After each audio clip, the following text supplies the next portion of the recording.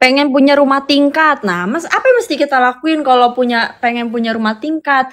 Ya datengin rumah-rumah yang di mana tuh rumah tingkat ada gitu ya. Terus kalian sambil bayangin, aduh suatu saat nih mudah-mudahan jadi rumah gue gitu. Dan gue sering banget tuh datengin misalkan ke satu perumahan, lihat-lihat rumah itu, lalu membayangkan seakan-akan rumah itu adalah rumah gue gitu. Asik nggak tuh? Ya, tukang ngayal. Tapi ngayalnya jadi manfaat karena kan kita bawa ke impian gitu. Pengen punya rumah sakit, nah itu keren juga nih, ada gue juga nih guys. Hafiz, say hi dong. Hai. Itu kamu bawa apa, kopi ya? Dek. Malam-malam ngopi. Iya. Ya, susu coklat. Pengen punya rumah sakit, ya udah datangin rumah sakit, bayangin kalau rumah sakit itu punya kita, udah sesimpel itu pokoknya. Pengen punya mobil Alphard, nah mobil Alphard itu kan sekarang ada ya taksi Alphard, nah naikin tuh taksi Alphard, naikin, sholawatin, bayangin kalau itu punya kita, dan yang nyetir di depan itu sopir kita. Asik. Karena kalau kita punya Alphard pasti punya sopir ya. Biasanya rata-rata gitu, yang punya Alphard pasti punya sopir, nggak mungkin dia nyetir sendiri bawa Alphard gitu. Berarti udah sukses banget tuh. Pengen ngajak makan di luar sekeluarga pakai duit hasil sendiri. Wow, luar biasa. Nah, ini yang gue suka banget. Ketika kita punya impian, tapi tidak memikirkan diri sendiri doang gitu. Jadi manfaat gitu buat keluarga, buat nyenengin orang tua. Misalnya impian-impian yang melibatkan banyak orang di dalamnya, itu akan jauh lebih cepat gitu teman-teman terkabulnya. Kenapa? Karena di situ baik gitu kan, di situ baik, tujuannya baik, niatnya baik, dan ada banyak doa orang-orang yang mau kita bantu gitu, yang mau kita senengin gitu. Jadi misalkan nih tadi ada yang pengen bangunin rumah buat orang tua, ya bagus banget impiannya.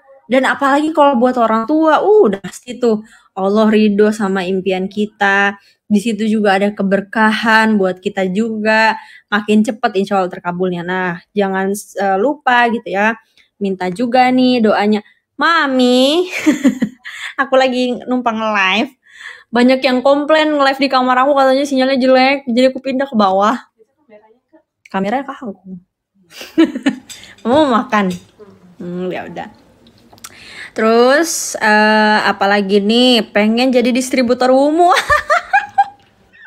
Pengen jadi distributor umum. Nah, pengecualian buat itu emang harus bayar. Emang harus bayar. Wake up makeup ya, itu keren juga tuh. Berarti kalau misalkan Wumu lagi ada diskon, ada apa, beli terus botolnya disolawatin tuh supaya bisa jadi distributornya, atau malah bisa bikin face me sendiri, keren banget.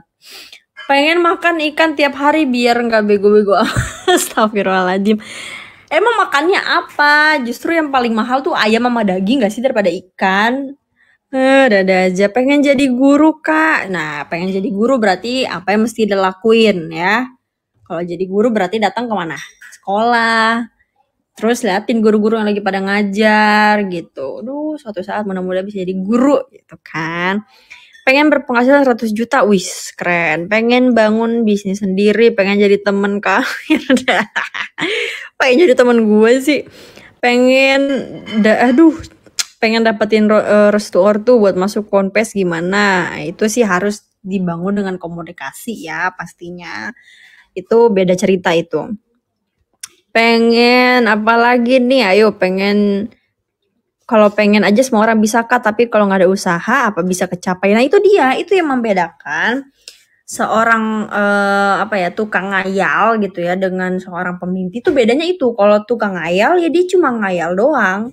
Tapi kalau pemimpi dia tuh ngebawa impiannya tuh jadi afirmasi. Tadi ya seperti gue bilang tadi, jadi visualisasi sehingga ada sebenarnya dia lakuin tuh ada gitu, walaupun mungkin usahanya tuh nggak yang kasat mata yang dia misalkan nih impiannya pengen punya rumah terus dia jadi kuli bangunan, nggak begitu juga kan gitu loh.